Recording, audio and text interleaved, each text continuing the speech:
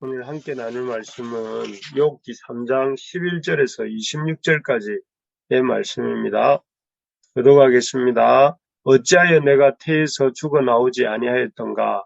어찌하여 내 어머니가 해산할 때에 내가 숨지지 아니하였던가? 어찌하여 무릎이 나를 받았던가? 어찌하여 내가 젖을 빨았던가? 그렇지 아니하였던들 이제는 내가 평안히 누워서 자고 쉬었을 것이니 자기를 위하여 폐허를 일으킨 세상 임금들과 모사들과 함께 있었을 것이요.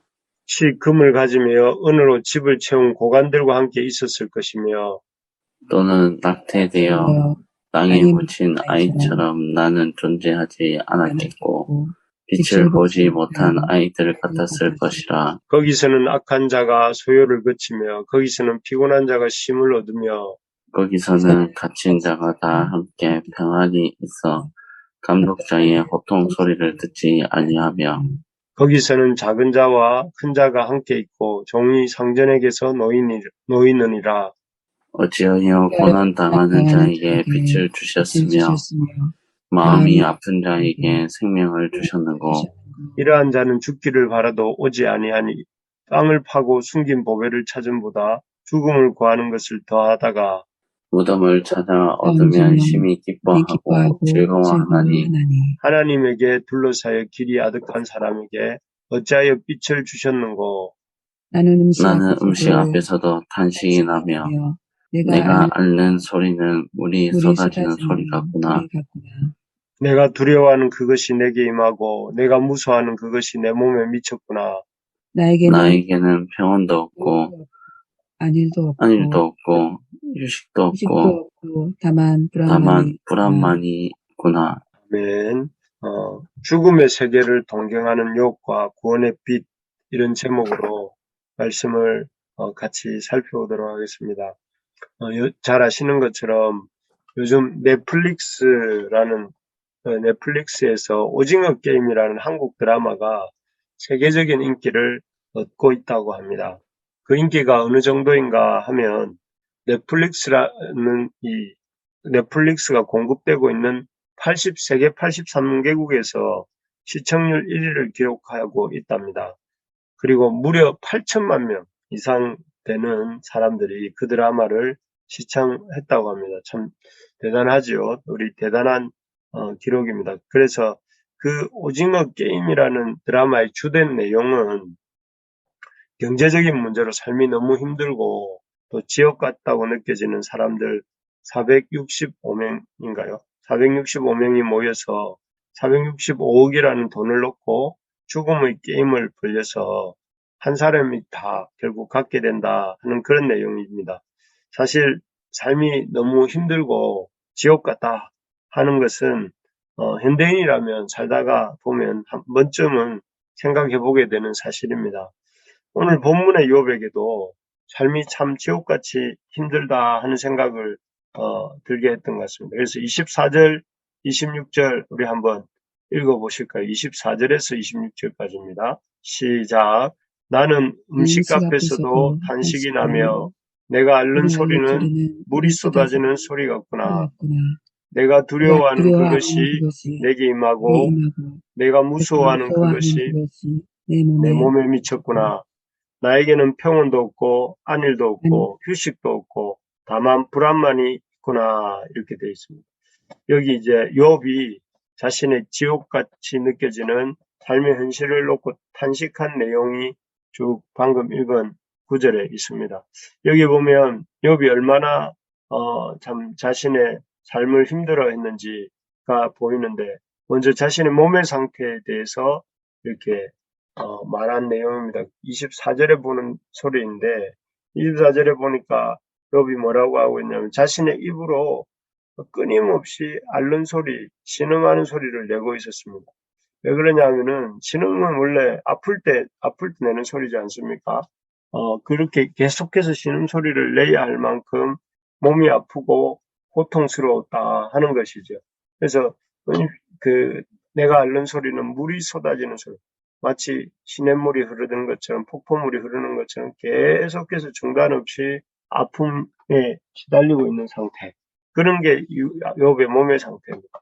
그리고 뿐만 아니라 이 음식 앞에서도 그가 여기 24절에 보면 탄식이 난다 이렇게 말하고 있어요.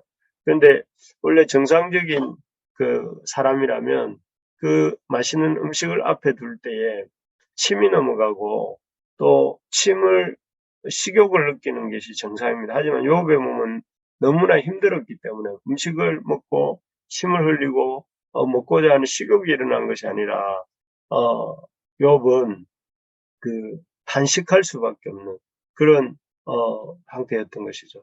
몸뿐만 아닙니다. 이 정신적으로나 심적으로도 최악의 상태였습니다. 그래서 욥의 마음은 무서움과 두려움이 가득했다 이렇게 나와요. 그래서 앞에 보면 이 구절에서 자신이 몸은 아프고 이 마음은 아주 이렇게 무서움과 두려움이 가득하고 또 영혼에는 평온이 없고 안일도 없고 휴식도 없다. 이렇게 불평과 불안과 고통만이 가득하다. 이렇게 고백을 하고 있습니다. 참 한때 동방의 의인이라고 불렸던 그 믿음 좋은 욥이 이렇게 순식간에 육적으로나 이 정신적으로 이렇게 추락하게 될지는 아무도 생각하지 못했어요. 그래서 이런 몸과 마음의 상태가 지속되다 보니 이 욥 역시 참 자신의 그 고통을 좀 벗어버리고자 이 영적이고 육적인 피폐함을 벗어버리고자 죽음에 대해서 소망하게 되죠. 그래서 어느 정도로 죽음을 소망하고 있는가 하면은 21절을 보시면 이렇게 되어 있습니다. 죽기를 바라도 오지 아니하니 땅을 파고 숨긴 보배를 찾음보다 죽음을 구하는 것을 더하다가 땅을 파고 숨긴 보배를 찾는 것처럼 이렇게 죽음에 대해서 갈망하는 마음이 그에게 있다 하는 것을 볼 수가 있습니다. 그렇게 욥이 죽음을 보물 찾듯이 갈망하는 이유는 왜 그럴까요? 지금까지 삶이 괴롭고 힘들었기 때문인데 이 삶이 괴롭고 힘든 것에 더하여서 또 이유가 먼저는 죽음을 찾고 죽을 수만 있다 하면 생의 모든 고통들을 훌훌 틀어버리고 평안을 누릴 수 있을 거다 이렇게 생각했기 때문이죠. 그래서 한마디로 죽으면 평안을 누릴 수 있을 것이다. 죽으면 참 생의 모든 이 고통스러운 고생했던 것들은 다 잊어버릴 수 있을 것이다. 없어질 것이다. 그리고 내가 평안을 누리고 또 어떤 이 쉼을 얻을 수 있을 것이다. 이렇게 생각했기 때문에 그랬다는 것이죠. 그래서 이 13절에 보면 이렇게 고백합니다. 그렇지 아니하였던들 이제는 내가 평안히 누워서 자고 쉬었을 것이니 그 앞절들의 내용이 어머니의 태에서 자기가 죽어 나왔더라면 또 주님 엄마의 무릎의 나를 받지 않았더라면 또 내가 젖을 빨지 않았더라면 내가 이런 고통을 안 겪을 텐데 내가 이렇게 살고 있기 때문에 이런 고통을 겪는 것이니까 내가 죽음으로 이 고통으로부터 벗어나고 싶다 하는 이 말이 바로 자기가 욥이 그렇게 죽음을 소망하고 있는 이유다 할 수 있겠습니다. 그만큼 자기의 삶이 너무나 힘든 고통들의 연속이었다는 것을 보여주죠. 인생이 그렇습니다. 인생이 기쁜 일도 있지만 어려운 일도 계속될 때가 많은데 그런 고백을 지금 욥이 하고 있는 것입니다. 욥은 또 이 죽음에 대해서 갈망하는 이유가 죽기만 하면 힘듦과 소란이 그치고 자신과 같이 피곤한 자가 진정한 쉼을 얻고 자유를 얻을 수 있을 것이다. 이렇게 생각을 했던 것 같아요.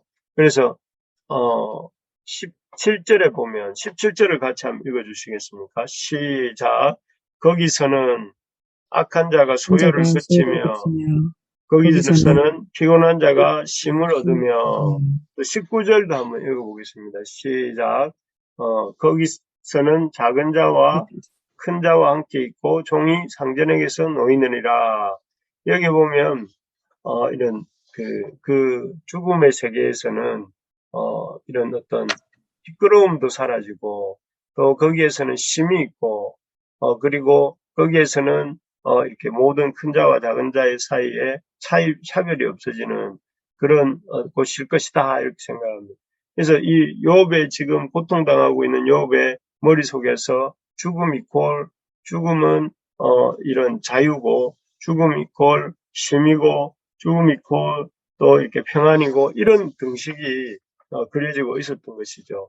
사실 우리도 극심한 삶의 어려움과 고통이 찾아오면 그래서 욥처럼 큰 병이 들거나 몸이 정신적으로도 어려움이 있을 때가 있습니다. 그럴 때 우리도 욥처럼 도무지 잠도 잘 수 없고 어떤 때는 맛있는 음식을 앞에 두고도 먹고 싶지도 않고 먹을 수도 없을 때가 있습니다. 그래서 참 그런 때는 마음도 생각도 우울해지고 또 부정적인 것만 자꾸 봐지고 또 정신적으로도 삶에 대한 두려움과 무서움이 점점점 가득해지고 그래서 평온도 사라지고 휴식도 사라지고 우울한 마음이 생기고 잠도 못 들고 정신적으로 힘들어질 때도 있지요. 그래서 그런 때 우리 많은 사람들이 오늘날 많은 사람 우리를 포함해서 많은 사람들이 욥처럼 죽음의 세계를 동경하죠. 그래서 사실은 그 죽음의 세계를 동경한다는 것은 정말 죽고 싶다라기보다는 우리 삶을 힘들게 하는 모든 것, 어떤 육체의 고통들, 또 불면, 두려움과 무서움, 우울함 이런 것들로부터 벗어나기를 원하게 바라는 것입니다. 그래서 우리의 삶이 그렇게 해서라도 죽음으로써 고통 없는 삶을 살고 싶고 또 비정상적인 상태에서 정상적인 상태로 돌아가고 싶은 그런 것이 많은 사람들이 죽음의 세계를 동경하고 또 하는 이유입니다. 그러나 정말 고통과 힘들면서 벗어나는 길이 죽음이고 또 죽기만 하면 힘듦과 고통에서 벗어나는 것일까요? 안식을 얻고 자유를 누리고 그런 것이 아니라 성경은 죽음 이후에는 죽음 이후에 모든 참 이런 평온함과 안일함과 있는 것이 아니라 죽음 이후에는 하나님의 심판이 또 그 심판에 따라서 하나님의 이런 은혜를 덧입기도 하고 또 그렇지 못하기도 하는 그런 일들이 있다고 했는데 죽음이 만사 어떤 만능의 해답이다 하는 것은 아니라는 것이죠. 그러므로 우리가 이렇게 어려운 상황에 처할 때, 욥처럼 어려운 상황에 처할 때 깨닫고 붙잡아야 될 말씀을 오늘 본문이 주는데요. 23절 한번 읽어보겠습니다. 23절입니다. 시작. 하나님에게 둘러싸여 길이 아득한 사람에게 어찌하여 빛을 주셨는고. 이 구절은 크게 두 가지 사실. 그래서 삶이 지옥 같고 또 삶 속에 몸과 정신의 영혼에 큰 낙심을 겪고 있고 그래서 어떻게 하든지 죽기를 소망하는 그런 상태에 있는 사람들에게 주님이 주시는 말씀이 이 23절인 것 같은데요. 23절에 보면 무엇보다 우리에게 이렇게 말씀하고 싶은 것이 하나님이 울타리로 우리를 둘러싸고 계시다 하는 것입니다. 마치 그 농부가 그 아끼는 가축들을 보호하기 위해서 사나운 짐승들로부터 보호하기 위해서 뭐 합니까? 물론 이 보초도 쓰고 하지만 튼튼한 울타리를 쳐서 이렇게 맹수가 다가오지 못하도록 하지 않습니까? 또 사랑이 많은 부모가 어린 자식을 이렇게 데리고 다니기 위해서 그 엄마가 어떻게 합니까? 젊은 엄마는 아이를 포대기로 둘러싸서 없지 않습니까? 물론 요즘은 이런 모습이 거의 없지만 자식을 포대기로 둘러싸서 없는다. 여기서 둘러싼다고 하는 거죠. 그렇게 해서 사랑의 울타리로 둘러싸서 이렇게 아이를 보호하는데 하나님은 이런 농부가 그 가축을 지키기 위해서 울타리를 치는 것처럼 또 사랑 많은 부모가 그 사랑하는 자녀를 위해서 포대기로 둘러싸고 없는 것처럼 그렇게 하나님은 사랑의 울타리로 우리를 둘러싸서 지키고 계신다 하는 사실을 우리가 깨달을 수 있기를 바랍니다. 하나님이 우리를 울타리처럼 둘러싸고 보호하신다는 것입니다. 그래서 하나님은 어떤 어려운 상황에서도 우리에 대한 보호를 소홀히 하거나 철회하시는 분이 아니시다 하는 것을 기억해야 되겠습니다. 그래서 이사야서 49장 15절에서는 이렇게 말합니다. 여인이 어찌 그 젖먹는 자식을 잊겠으며 자기 태에서 난 아들을 긍휼히 여기지 않겠느냐. 그들은 혹시 잊을지라도 나는 너를 잊지 아니할 것이라. 하나님은 그 여인이 젖먹이 자식을 잊을 수 있겠습니까? 자기 목숨을 내어줄지언정 자기 어린 자식을 젖먹이 자식은 결코 잘 포기하지 않는 것이 여인입니다. 그러나 또 어떤 극한의 상황에 있을 때 한 번씩 이 어미도 그 자식을 잊어버리거나 또는 어떤 잃어버릴 때가 있지요. 그러나 우리 하나님은 오늘 이 구절에, 읽은 구절에 보면, 그들은 혹시 잊을지라도 나는 너를 잊지 아니할 것이라 이렇게 말씀하세요. 절대로 잊지 않는다. 절대로 잊지 않고 내가 지킨다. 절대로 내가 너를 떠나지 않고 울타리를 치고 너를 보호하겠다. 그래서 절대로 하나님이 우리를 붙드신다 하는 것이죠. 그래서 우리 오늘 아침에 찬양했던 것처럼 신실하신 주, 한 번도 나를 버리지 않으신 주님, 그 주님께서 나를 지키시리라 확신한다 이렇게 말하지 않았습니까? 그것이 우리가 기억해야 될 사항입니다. 어떤 상황에서도 하나님 우리를 울타리처럼 지키시고 보호하신다 하는 것이죠. 두 번째로는 이 구절에서 우리가 깨닫게 되는 하나님은 어떤 분이냐면 하나님께서 우리에게 빛을 주신다 하는 것입니다. 여기 23절 한 번 더 제가 읽어볼게요. 하나님에게 둘러싸여 길이 아득한 사람에게 어찌하여 빛을 주셨는고. 여기에 보면 하나님께서 둘러싸고 계시다는 게 첫 번째라면 두 번째로는 빛을 주신다 하는 것이죠. 하나님은 절망적인 상황에 놓여 있는 욥을 이렇게 붙잡고 계셨어요. 욥이 느낄 때는 하나님이 안 계신 것 같고 자기를 버리신 것 같았지만 하나님은 뭐라고 말씀하시냐면은 이 둘러싸고 계시고 또 이 욥을 참 욥에게 빛을 비춰 주시는 고 계시다는 것을 이렇게 보게 하십니다.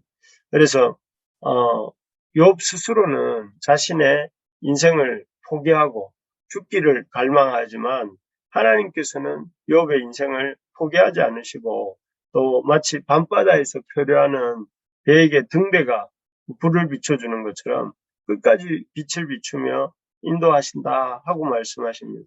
그리고 그뿐만 아니라 우리에게 어떤 이 빛을 비춰주시고 구원하신다는 거죠. 정말 그렇습니다. 하나님은 우리를 끝까지 포기하지 않으시는 분이십니다. 하나님은 언제든지 우리와 함께 하시는 분이십니다. 우리의 생명의 울타리가 되는 줄 믿습니다.